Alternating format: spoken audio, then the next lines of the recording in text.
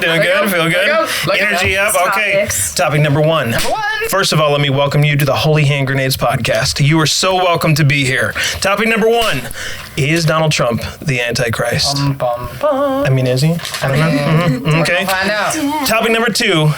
What is next on the timeline of humanity? What does the Bible tell us about the future? And can we boil it down to 10 easy to understand, maybe not so much, eschatological steps? Yes. So intense, but we're boiling it down. We're going to do it. Otherwise, welcome to the Holy Hand Grenades podcast, pulling pins and blowing minds. Here we go. The Holy Hand Grenade. Yes, of course. Welcome to Bible study. Study what?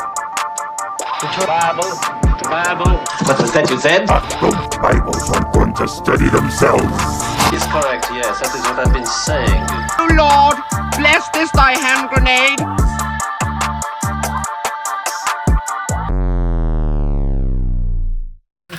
Guys, podcast number 2. Let go. Oh my goodness, how you doing? How you feeling? The idea that our president can be the Antichrist is a little loony. That's Trump the Antichrist. Listen, there's people that are going to be watching this that love Trump. There are going to be people that are watching this that hate Trump. Yeah. And I was like, this gives us an opportunity. Yes. I mean, anytime there's new leadership, world leadership on this scale, people start asking like, is it him? 666. Yeah, exactly. You know, and get into the gematria of everything. Well, it's like, his name has this many letters. Yeah, there's so many different forms of gematria that you can almost make any name equal 666. Absolutely. So it's like, let's just leave that alone. it's like, And well, just cover here's it. the Greek. Like, cover Yeah. gematria for a second, like, define that. Oh, gematria is so in Hebrew, number or letters equal numbers. So adding up the letters So for us, in a name. A would be 1, C Right. would be 26. Right. Yes. Yeah. Nice. Yeah. There's 26, right? Yeah. I think so. Sounds right. I'm not gonna. Anyway. It's 26. But yeah, so in Hebrew, the letters equal numbers, and so they add up the numbers in a name or the letters in a name, and can make it. But then they'll do like different variations of it.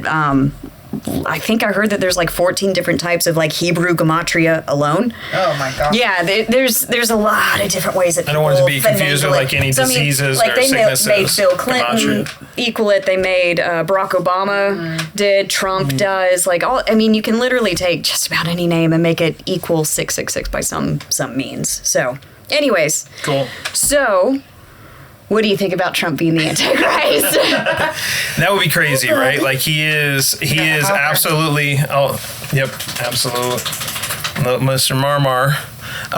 He's just going to come in and out. He's just going to be a part of this. We do need to ask him some questions sometime. He has serious opinions about I think things. he's got thoughts. He's got some stuff that he's working on. Yeah.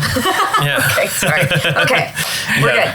So, but I think that once again, like anytime somebody gets elected, a world event happens. It's like, is this it? Is this what is it? You know, and people that know the Bible or familiar with the Bible or whatever, they're going to be looking to see. So I thought I would write down some notes last night actually before this podcast. I was like, I'm going to write down some notes of things that he might be similar to.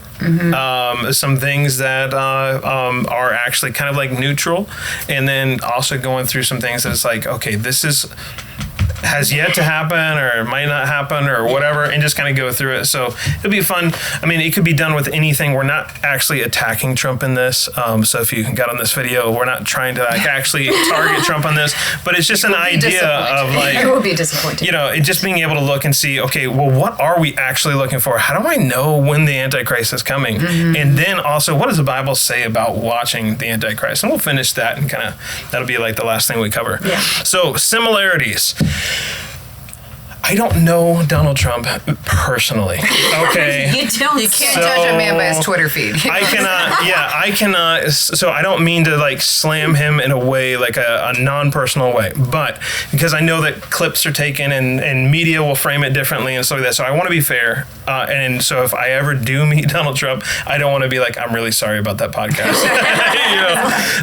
But he has, at least in the past, and maybe things have changed. I mean, he's been through a lot recently, but in the past has at least come across to me as fairly arrogant and, brazen and just kind of, bombastic, just like in your face kind of thing. That's a great word. And bombastic. Pompous. Pompous. That's a good one too. So that's at least how it comes across. And I don't know him personally, so I know that those are very, strong words. But it's a strong stance to take. But that is something that the Antichrist will be known for. He will be known as someone who comes in and is just all about himself, very, very arrogant, very, very, just all about number one. Secondly, both of them have deadly head wounds. So after the assassination, a lot of people are going to be like looking at that and seeing, as the bullet grazed his ear and stuff. It's like, who else has a deadly head wound? Big hole in that one, though, and not supposed to be a pun. Yeah, go ahead. Yeah, go ahead. Sorry. I see what you did there. I said that and I'm like, ha, ooh. It wasn't deadly. He didn't die. Yeah. Right. It could have been deadly. It could have been deadly very easily, and it's a miracle that it wasn't. No joke. But that the deadly head wound, he at least appears to die for a period of time and then comes back. And that's when everybody marvels at the beast and they're like, oh my gosh, and they start like worshiping him and stuff. Right. Yeah. So, I mean, and that's a really great perspective to bring into it, and it's important for us to realize. At that point, we have I put a category that's kind of like a 0.5, like a half, possible similarities. The previous one was similarities. These are possible similarities. And this is just one.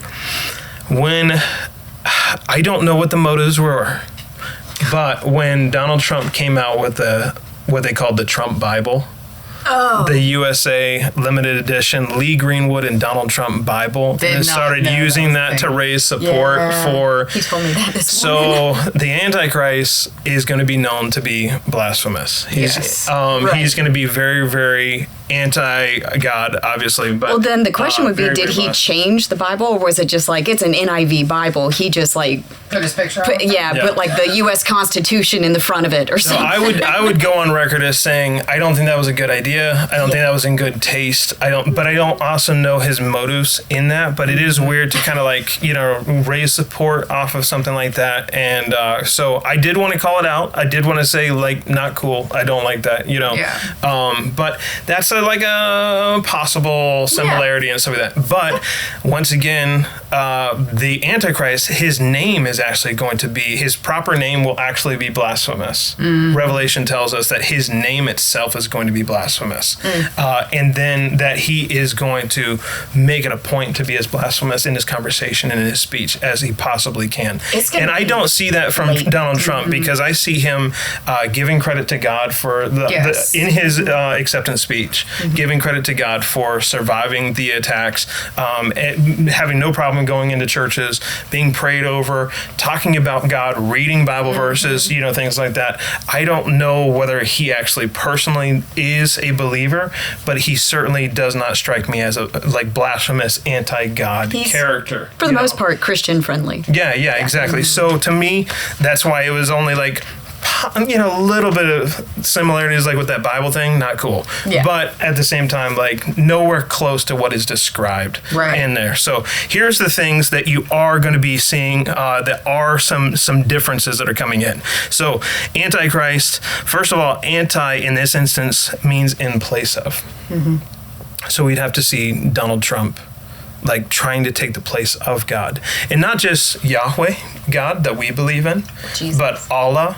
And like all gods, he wants to take the place of religions. He's going to in general. Everyone. Everybody, just wipe it all out. So once again, this is not going to just be going after people that are Christians or that kind of stuff. It's going to be all religions, all gods, everyone. You're not allowed to worship anyone other than me. And well, go ahead and finish that then. Finish. Yeah. Well, with the bombastic thing, we were talking about how there are so many people in history, or, I mean, politicians today, we were talking with Becca, that I mean, all of them could be characterized as bombastic and pompous and all of that stuff. Yeah. Celebrities, famous people. And he's been in the limelight for most of his life. Yeah. You know, he's been famous. He's been a celebrity apprentice, you know. Yeah. Like he's been famous for a very long time. I remember as a little kid that people were talking about how he was upset because he wasn't allowed to sponsor something. And I remember the name Trump. Like he did a great job of branding himself. You know, you knew Trump for most of my life. And that's another thing that we're going to see from the Antichrist, that he seems to actually be arising from obscurity. Seems that We'll talk about the little horn title that he has. That there's prophecy that to where it's just kind of like he kind of comes out of nowhere, and we actually do know where he comes from. He comes straight from. Go ahead. No, go ahead. The Abuso. He comes from the abyss. See, I was going to say Syria. Was my good. Yeah. Well, go ahead. that too, but he comes out of the bottomless pit. So it's almost like I picture Bane in Batman, to where he's like, whoa, you know, like he comes, I don't know, that's my best Bane, but it's like, you know, like I was born for this, so I come out of evil, you know, kind of thing. Like he was just like, are you Bane? Listen, Are you secretly an actor, Samuel? You know, listen, absolutely. He's a man of many talents. Many talents. But that kind of mentality, like or that kind of background, that there's actually someone being held in this deepest, darkest parts of Hades. Yeah. Not hell, but Hades, and we can talk about that in another podcast. But Hades is where if people die and they do not know, they're not believers of Jesus Christ, they go to Hades and they're waiting for judgment. Right. And in Hades, there is another layer called the Abuso, or the bottomless, or the bottomless pit. And so this is going to be a place where he comes out of, and that is why one of his titles is Son of Perdition, which means out of destruction, or destined for destruction. Yeah. But like he's basically coming in, and this is his background. This is who he is. He like, so a lot of people don't realize this, but Satan is not in hell. Hell is, like his pitchfork, you know, like torturing people. the demons. Yeah, right. No, The demons are not in hell. They are destined for hell. Correct. Hell was made for them as punishment, but they are not from hell or coming out of or live there or going to be torturing us with pitchforks. They will be tormented just like those who don't believe in Christ will be tormented in hell. But this guy, he literally is going to be coming out of Hades, the bottomless pit, and going to be coming through. And so it's really... Some people say that he is, another title for the Antichrist in Revelation is Abaddon or Apollyon, because it says that he ascends out of the bottomless pit as well.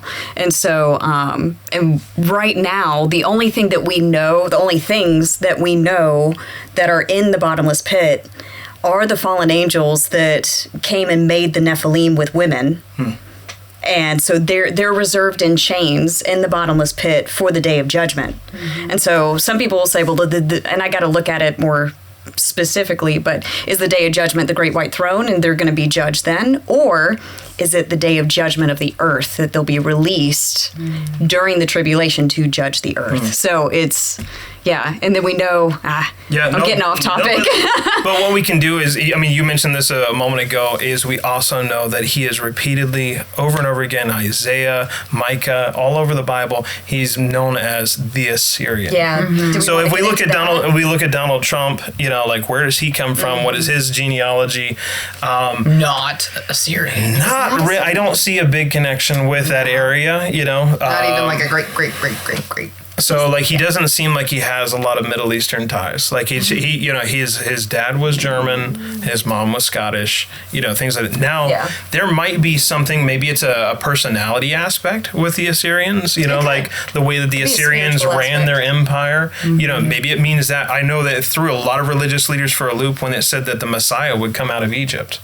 and then also, and like they're like, what? How does this? How is he going to be coming from, the line and lineage of David, be born in Bethlehem, also be from Nazareth, but then also come out of Egypt? What? How does that? How does that rationalize? So I want to be respectful to the text and just say I don't know exactly what aspect of the Assyrian is meant by this, but I do know that it is actually specifically referenced in Micah chapter 5 that he's going to be coming from the land of Nimrod. So he will form almost like some people have likened him as like a second Nimrod. And so Nimrod 2.0. And for those that don't know Nimrod, he's the one that created the Tower of Babel, the last person to unite the world in a one world government and unify them under one language and one culture. And that is what the Antichrist wants to do as well. Yeah. So the Assyrian, he's also mentioned in Isaiah 10 and 20 through 23. It's talking about the remnant of Jacob, the remnant of Israel that will be brought back into the land in the end times, and for them to live peacefully within their land. But verse 24 and 25. And I think I might read, just 24 and 25. Therefore, thus says the Lord God of hosts, O my people who dwell in Zion, do not be afraid of the Assyrian. He shall strike you with a rod and lift up his staff against you in the manner of Egypt. For yet a very little while, and the indignation will cease. So in the Old Testament, the indignation and for a very little while is the tribulation. So for a very little while during the tribulation, and his anger will cease, as will my anger in their destruction. So it's the judgment of the world, and in that period, the Assyrian is in the land of Israel, and so that's going to be, and the end will be him being crushed. So, how is it sounding? I'm just so you guys know a lot more detail about the Antichrist, how it's all going to look and everything like that than I do. So these, there's random little nuggets that y'all are saying, and I'm like, Is it does it make sense? Like, were we doing a good job of explaining it? Like, what are your thoughts? No, it does. It does. Because like Nicole said, I mean, we didn't know what it was going to look like for the Messiah to come about from Egypt and Bethlehem and Nazareth. Like, how do you even do that? Well, God showed us how he going. Right. How can all of them be true? Yeah. Right. So there's definitely speculation with the Antichrist and who he will be and where he will come from. But you can attempt to pull truth from the Bible. And that's the only place you're going to find close enough details, true details of where he's actually going to come from and who he's going to be. And I do have another issue with Trump being the Antichrist, because go ahead. In the Bible, he is very charismatic. Like, people, he doesn't come and conquer the world and take over. It almost sounds like he will be elected. He will be wanted to be the world dictator. Right. And many people hate Trump. There is no way the world would unite under Trump. Like, it's just not going to happen. So I think that right there is one of the nails in the coffin for Trump being the Antichrist, because he is hated with such a fiery passion by so many people. So and loved by so many, but it's not necessarily like a unifying thing. He does not unify. And, I think it's going to be a higher percentage of the world that's deceived. We know that the end times, the one world government, the one world everything, the Antichrist ruling over everybody is going to be under one dominion, and he has to unify. Yeah, and I think that you hear New World Order or one world government and things like this that are brought up right now, and I think that the powers that be continue to try to move in that direction. The Bible warns us that's when it's coming up. The last days are coming, but I'm not seeing that it's in place yet. I'm not seeing confirmation that, okay, we know for sure that this is here, because according to prophecy, the Antichrist will come once 10 kings have already sectioned off the world. Yeah. And then he's going to come up, and they're going to yield to his authority and give up their power and control for his purposes. And so right now, I don't see a world that's divided yet. There's talks about it. I've seen conversations and conjecture about it, but right now, I don't see us divided up into 10 provinces or sections in the world with 10 main leaders, at least that we know of, unless it's like the Illuminati. So it's a really yeah. Yeah. And we don't know about them though. So that so this is Daniel chapter 7. So it's the four beasts that are describing Babylon, Persia, Greece, and Rome, and then Rome 2.0, right? Because according to both Daniel chapter 7 and Daniel chapter 2, the Roman Empire, the final part, will morph into the end times one world government. And so talking about the little horn, there are, like you said, there are already 10 horns in place. This is in Daniel 7. And then there is an 11th horn that rises up and actually subdues 3 of the 10 kings and then rises to power. Known as the little horn. The little horn, right. And it's important to notice that it's the 11th horn. So the 10 kings are already in place when the Antichrist rises. And this is also in Daniel chapter 8 with...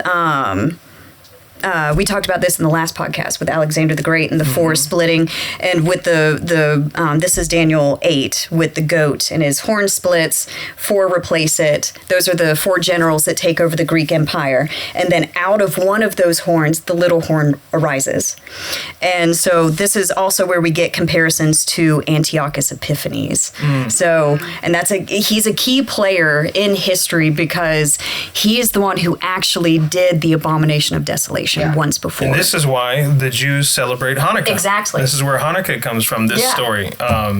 You go ahead. I didn't mean to interrupt. No, that's perfect. But that's where the celebration of Hanukkah comes from, is that this arrogant leader of Israel subdues the people and is horrible in his leadership, and he becomes so arrogant that he actually makes an image of himself and has the audacity and the gall to put it in the temple of God, of Yahweh, the Jewish temple. And there were some brothers that decided, you know what, not cool. And they got together, armed themselves. It's the Maccabean revolt. It's the Maccabean revolt, and they came in, took them out, and even Jesus celebrated Hanukkah. That we actually see that in the Gospels, that he's actually the rededication of the temple. That's what they celebrate, and he also sacrificed a pig in the temple as well, which is an unclean animal. Yeah. So, I mean, he went out of his way to insult not just the Jews, but also God. But how do you think that that's a good idea? Like, I'm sure by this time, I'm going to poke God in the eyeball and see if he gets mad. Right. It's like, because Israel is the apple of his by eye, this time, there has to be tons of stories about all the people in the land that God has helped Israel conquer. Right. And you think, nah, he's done. Right. He's taking a nap. Like, he ain't gonna bother me. I'm just gonna go sit in his house. In his seat. The early chapters, He won't mind. the early chapters of Psalms say that God actually looks down at the feeble attempts of the leaders of man that defy him, and he laughs. And he laughs at them. He laughs, and it says, while he laughs, he readies his bow for war. Yeah. He's getting his bow ready, like, y'all about to get it, kind of stuff. And he's laughing because it's so pathetic. How do you? Why would you've gotten so powerful that you think you can take me out? So arrogant. Kind of stuff. Like, where did that power come from? Pay attention. Real. But he's compared to who the Antichrist will be. So he's a really, really good typology of the Antichrist, because it is the abomination of desolation. And that's what Jesus pointed to in Matthew 24 as the midpoint of the tribulation. Then the great tribulation begins when you see the abomination of desolation. And he says, as spoken by the prophet Daniel, right? Which points to the 70 weeks. There's so many connections. I'm sorry. I'm going to try and keep this on track. Because I'll just straight down the rabbit hole. Listen, sometimes we're going to have to go down the rabbit hole. Absolutely. Yeah. But to boil it down, that's the Antichrist will do the same thing with the temple. And that gets into the timeline. And the same thing as what happened with Hanukkah.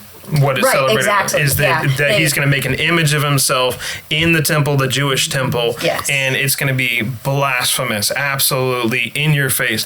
Donald Trump has not talked about that. He's not thinking about that. He hasn't, that we know of. So that hasn't happened yet. And the kicker is that the temple has to be rebuilt. Yeah. So that's a huge question that I hear over and over again. Specifications. Right. So it's. it's a question that I hear quite a lot is like, okay, so I've heard that the temple needs to be rebuilt, but when and why and how and all of that. And so when we get to like later in the podcast, when we talk about the timeline, we'll dive back into those details. But yeah. I wanted to touch on, do you guys, somebody turn to Revelation chapter 13, because that's going to be really helpful. A lot of times when we're looking at these passages, I want to stop for a second, and because like when you're like, okay, is this poetry? Is this to be taken literally? Is this some kind of imagery? Like, how do we interpret this? And sometimes the Bible just goes ahead and answers the question for us. And so in Revelation chapter 13, a few moments later, I'm trying to find where it actually shows. It tells us in this chapter that what the horns are and what they represent. They're 10 kings. That should be towards the end, I think. 12 seconds later. There's 10 horns in Revelation 17 too. It might be 17. 6.5 hours later. Yeah, verse 12 and 13, 17, that's what. And the 10 horns which thou sawest are 10 kings, which have received no kingdom as yet, but receive power as kings, 1 hour with the beast. These have one mind, and shall give their power and strength unto the beast. So they give up everything for him. So instead it was Revelation 17, which I also studied last night, and I thought for sure it was chapter 13. But that's a really important piece to this that I don't see like all the kings of the earth giving over their power, like Vladimir Putin coming up and, Xi Jinping and things like that coming up and like, here you go. Here you go, Trump. You go ahead and run China for me, and you go ahead and run Russia for me. Right. That kind of stuff. That's going to be a really big thing, and that's going to tell us like, okay, this is the Antichrist. Get ready. So, yeah. Anyways, I know that took a long time, but worth it to find the verse. Yeah. So one point that I wanted to point out with the Antichrist is starting in all the way back in Genesis 3. So, hey. If we could look that up. Okay. Yeah. Could you look up Genesis 3 for me? It's, I believe, verse 15. Well, actually, I just flipped to it. Ha! Love it when that happens. Yes. No, that was 16. One page off. And I will put enmity between you and the woman, and between your seed and her seed. He shall bruise your head, and you shall bruise his heel. Seed war. The seed war. So this is one thing that if you can wrap your head around, it explains so much in Scripture. Yeah, this is huge for me. There's some funky stuff that happens between angels and men, or women, and animals. And animals. We'll get to that with our cryptids episode. But it's so if in the very beginning. After the fall, God is putting this curse upon the serpent, and it says that he will put war between you and the woman, and between your seed and her seed. So we all know that like her seed represents both Israel producing the Messiah and the virgin birth, because Jesus did not have an earthly father. So it's her seed, right? But we kind of skip over the part that it says your seed. And so if her seed was literal, can we expect his seed to be literal as well? So then you get into some weird areas of like, okay, so Nephilim, right, are fallen angel bloodlines. And if you think about like throughout history, even like with European kingdoms and stuff, they kept it in the family. Like those bloodlines were super important, that they did not intermarry. They protected these bloodlines. And so some people believe that the Antichrist will come from one of those bloodlines. And really, just to clarify for those of you who are watching and you're like, okay, Nephilim, you keep bringing this up. 3 chapters later in Genesis chapter 6, it says that the sons of God, which is a reference only used to describe angels in the Bible, they actually came down to earth and had sexual relationships with women. Yeah, I can read it. Go ahead, read it, yeah. So this is Genesis 6, verse 1. Now it came to pass when men began to multiply on the face of the earth and daughters were born to them, that the sons of God saw the daughters of men, that they were beautiful, and they took wives for themselves of all whom they chose. And the Lord said, my spirit shall not strive. And skip ahead there were giants on the earth in those days. That word giants is Nephilim. On the earth in those days, and also afterward, when the sons of God, the angels, came into the daughters of women, and they bore children to them. Those were the mighty men who were of old, men of renown. So the result of these relationships were what are called Nephilim, and they were giants. They were way larger than typical human beings. And so, and this will continue to come up throughout the Bible, especially as the Israelites are claiming the land of Canaan. And they keep running into this. I mean, the first stop is Jericho, and it's a city filled with giants. They were massive. They were huge. So big that the Jewish people were scared to trust God and actually go in there and take them out. But they use the term sons of Enoch, but it's the same thing. They're talking about Nephilim, the results of these relationships. So if you're thinking about, like, from a satanic perspective, you're thinking, okay, if my means of destruction is going to come through the lineage of this woman, this Adam and Eve, then how can I stop them? Well, I can ruin them with sin, right? I can try to tempt them, and I can try to distract them, and that kind of stuff, and that we're familiar with. But he tried everything, no holds barred. What if I dilute their genetics? What if I actually mess with their genetics, or let me see if I can try to, like, eradicate them with just killing them off, because I know it's going to come from, later on it gets revealed that it's going to come from the seed of Abraham specifically. And think about how many times in history there have been people like Adolf Hitler that have tried to wipe out the Jews. That's happened throughout history. Never succeeded, but it's over and over and over Most again. oppressed nation in history. By far. Yeah. Yeah, that might make a lot of people mad. So that kind of goes, so then you get into the weird stuff too with, like, him ascending out of the bottomless pit, right? So how can it be a man, but he comes out of the bottomless pit? Antichrist. Yeah, the Antichrist. So there's some funky stuff that's going on with all of that. But there's a seed war, a genetic war happening, as well as a spiritual war and things like this. Yeah, and it's all the way from Genesis 3 to Revelation. Like, it talks about the seed of the woman. So it's through a theme that you can see throughout the entire book. Once again, when I think of Donald Trump, I'm not seeing any kind of connection with this kind of stuff. Now, I'm not saying it's not there. I haven't heard anything being spoken of or talked of or anything like that. So I think the Assyrian thing really kind of hurts that. And a lot of people will be like, okay, so, like, for instance, with Jesus from Egypt, Nazareth, and Bethlehem, right? It says that they believe in the reformation of the Roman Empire, the revitalization, Rome 2.0, right? And then also if he's the Assyrian, and people are like, well, you can't have it both ways. Well, the problem is that there were two legs of the Roman Empire, which is funny because the statue in Nebuchadnezzar's dream in chapter 2 actually has the two legs of iron. Really? Wow. So that's what represents Rome. So the golden head was Babylon, the silver torso was Persia, the brass hips and belly was Greece, and then the legs, the iron legs, were Rome. And then the toes, right? It's the feet that have the iron and clay, miry clay mixed in with it, which miry clay usually represents man because it's dust, it's clay made from dust, so it's the dust of the earth that we were made from. So miry clay tends to represent men, and there are 10 toes. So just like the 10 horns in Nebuchadnezzar's statue dream, it's 10 toes. And it's nice. It's really interesting to study this stuff. There's a lot of detail that goes into it, but again, let us encourage you. It is like a large part of the understanding of these passages is attainable. It's something you can get at least a good grasp on. Maybe not know every single meaning behind every single thing, but it's worth the pursuit. Absolutely. Worth absolutely worth the pursuit. And the stuff you find along the way. Yeah. Too. Like, there's always little nuggets you're going to find when you're looking for something specific. Right.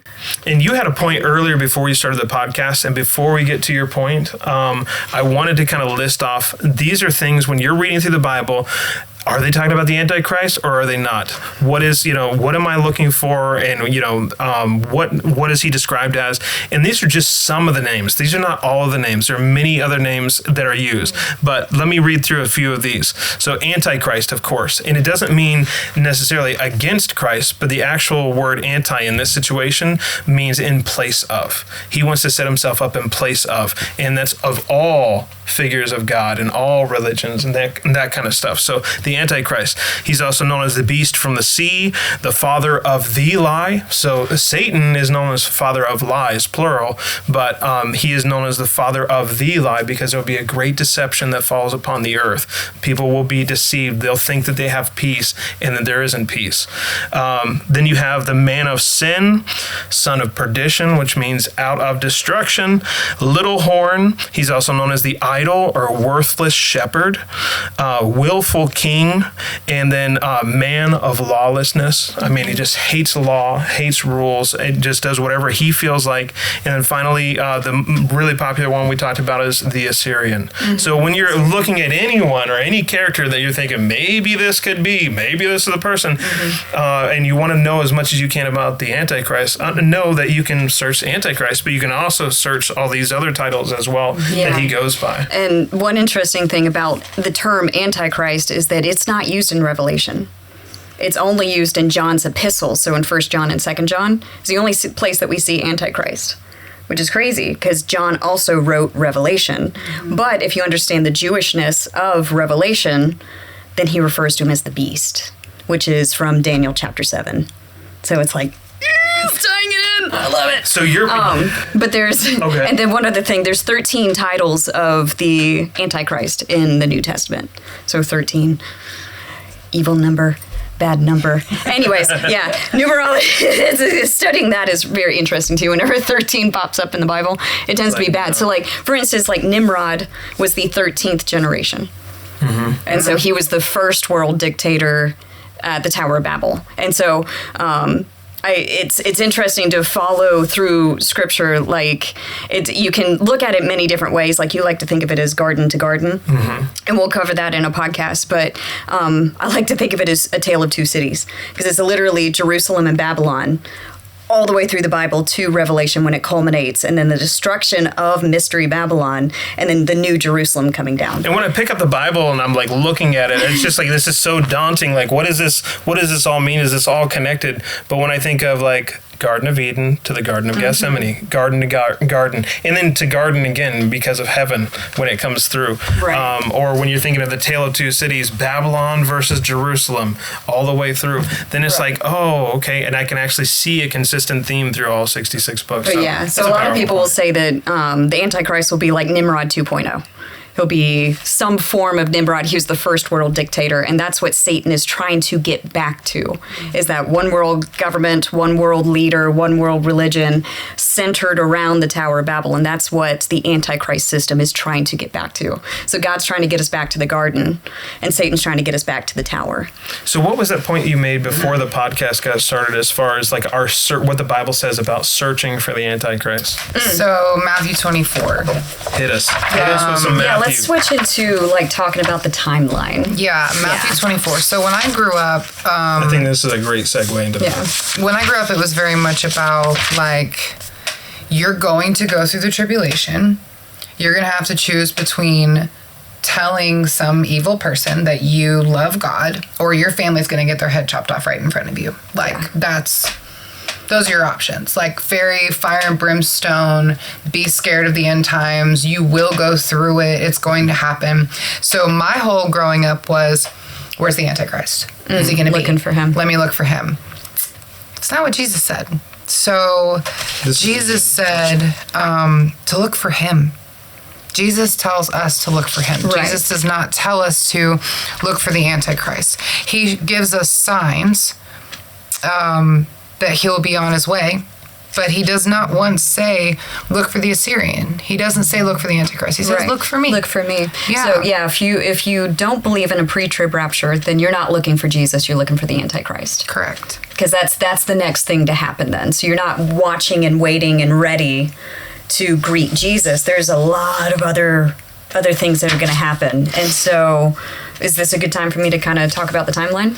Yeah, I think so. Yeah, We're going to we try. got We'll look 10 into minutes some of the specific verses with Matthew 24. We'll come back to that. But yeah. Yeah. Oh, let's- yeah, I'm sorry. Did let's you just- want to No, go ahead? that's Okay. fine. Okay. That'll give us some time to find the exact Yeah, I'll find the verse, but- exact Yeah. one. Yeah, let's boil 'cause it down. all of Matthew 24 like is all about the it. end times. What do we expect in 10 easy steps? What are the next 10 things that Christians need to be watching for that are coming up next in the future? Okay, it's my favorite subject. Bum, bum, bum, bum. The end times prophecy, eschatology is like my jam. It's like what I love to study. So, okay, so if what we believe is that the next thing to happen will be the rapture.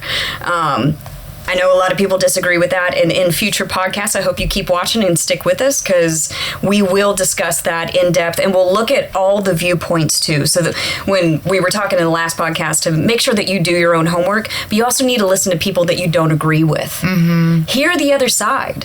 And I think a lot of people have turned that off in all aspects of their life. Oh, I think that's one absolutely. problem with like politics is that you don't Yes. listen to the other side. You just like It's like it automatically invalidates the other person Right. just because they stand for one thing or believe Right, so one you're like, thing. well, I'm not We're even going to listen to them. Yeah, like we're But- going to have differences in opinion. Yeah, so we'll talk about the different positions of the rapture, of pre, mid, and post, and no rapture. There's some people who don't believe in any rapture, but so the next thing to happen is the rapture. We're watching for Christ. He's going to come. That means we meet him So in the excited. air. Yes. Like he's not. This is not the second coming. It says that we meet him in the air. Yeah, guys, the Two separate things. everybody disappears. It's not aliens. It's Let me tell you right now, it ain't is not aliens. aliens. They gonna Great tell deception. you. They gonna tell you it's aliens. aliens. I'm not in a ship.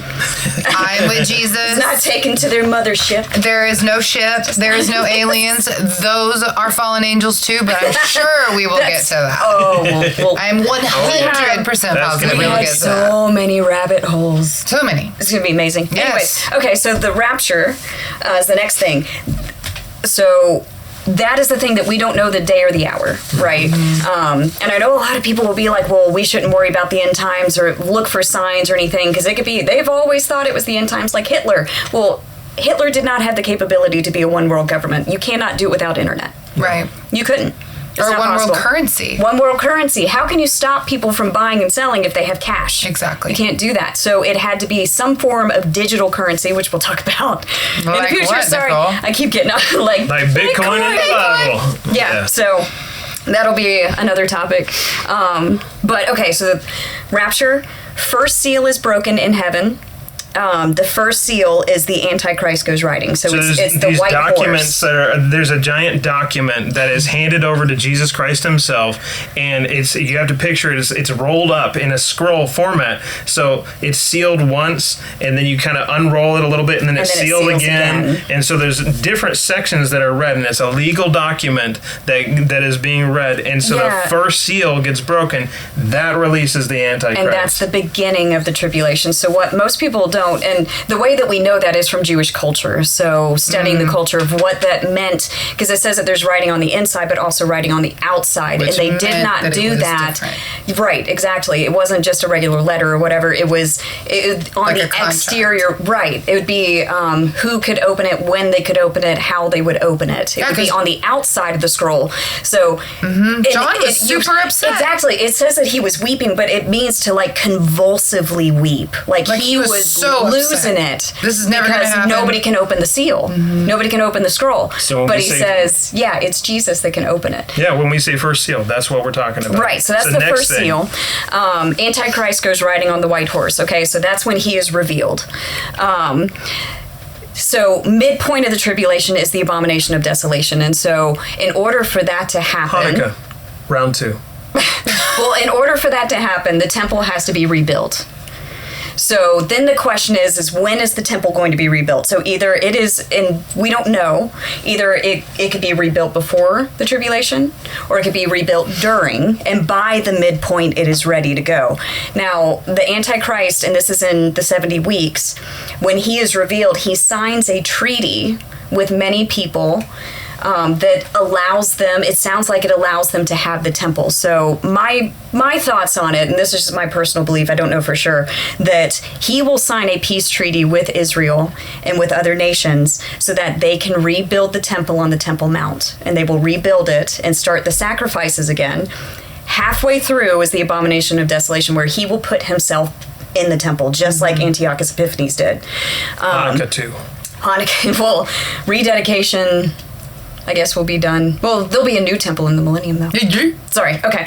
But I'm just saying that the abomination of desolation is going to be the second time it happens. Right. Yes. Yeah, Hanukkah round 2. Okay, cool. Awesome. Next.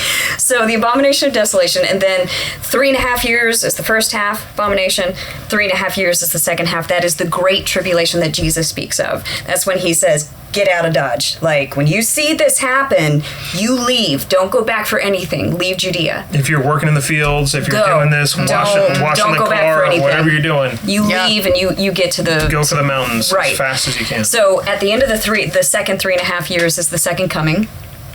And that's when Jesus physically comes back on the earth. What's that? What's one of your favorite prophecies? Him stepping foot. Oh, dude.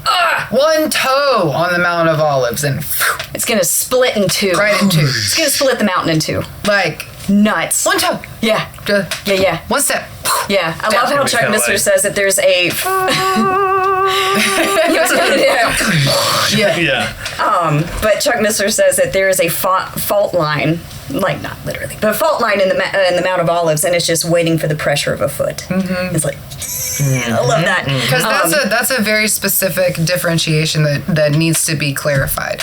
Jesus will come back twice. He will not set foot for the rapture. Right. He will be in the clouds. He will come get us. And we go to him. And then at the end of the tribulation, Is the Jesus second. sets foot on the earth. When you Correct. dive deep into Scripture, you find that there are two separate instances where he comes back. Two separate days. So it's not, the rapture doesn't happen the same day that he comes and destroys Satan with the word of his mouth. Yeah, it's not the same day. Because the marriage supper of the Lamb happens before the second coming. How he going And have dinner so we with have us to be in heaven before if we the not second there? coming for us Yeah. to be present at the marriage supper of the Lamb. And one of my favorite pastors is J.D. Farag out in Hawaii. And he says that if it's post-trib, then he's like, it's going to be a drive-through sack lunch on a bungee cord. The marriage supper of the Lamb will be, because it's like you go up and right back down, boom, there we go. That second is coming. not going to work. It's not going to work. No. So anyways, but we can get into more of the rapture details then. But what's important there, and I really like that point, is that the way you arrive at that is that there's a lot of mention about Jesus coming back all throughout Scripture. So each time you find a passage about that, you write it down and how it's described, and you'll find that there's two different times described. And so a lot of times people are they convolute them both together, and yet there's a very distinct difference. It says this happens when on this time, this happens on that time, and it's like, well, these can't happen together. Like every eye shall see him, and then others, only the believers are going to see him. He will appear to those who love him. Yeah, so it's just things like that. So that's how you arrive at that. Yeah, and another part of that is the day of the Lord. People will say, like, it has to be on the same day because it's the day of the Lord. But if you study it out, it's a time period, and it's many things fall within the day of the Lord. Right, it's not one day. It's not just one literal day. Yeah. So then, second coming, Armageddon is when Jesus kicks some major butt. Very cool. Satan will be put in chains and bound, and that is the 1,000-year millennium. At the end of the millennium, Satan will be released again. There'll be another battle. It's actually Gog and Magog 2, be a second Gog and Magog, which there's so many things. And then the destruction of the earth and the heavens. Everything will be burned up and destroyed. Great white throne judgment. And then new heavens and new earth. So, So And those are the 10 things. Everything is culminating to. So you have these 10 steps. Rapture first. Then the first seal is broken. Then the temple gets rebuilt. Then the abomination of desolation at midpoint. Then the second coming. So that's the first 5. Then, once Jesus comes back, you have Armageddon, this giant battle. Then you have Jesus will set up the millennium kingdom and throw Satan bound into the bottomless pit. Then the heavens and earth are burned up, start over again, and recreate a new heaven and a new earth great white throne judgment. That's everybody who has perished, that has died, doesn't know Christ. They are in Hades right now, waiting for this great white throne judgment to find out, do I get to go to heaven or not? And then finally, new heavens and new earth are established once we decide, okay, you're going to heaven, you're not. And that's where the new heaven and new earth will be there. So that's 10 easy steps. 10 easy steps. Yeah. So easy. Easy Super stuff. easy. Guys, thank you so Laid it much for right tuning out. in to this podcast today. I hope this was helpful. Trump, we do not believe you are the Antichrist. We are so sorry about everything negative we said today. If I ever meet you in person and stuff. But we appreciate you guys. Thank you so much for joining the Holy Hand Grenade podcast. You guys have a wonderful day. Bye.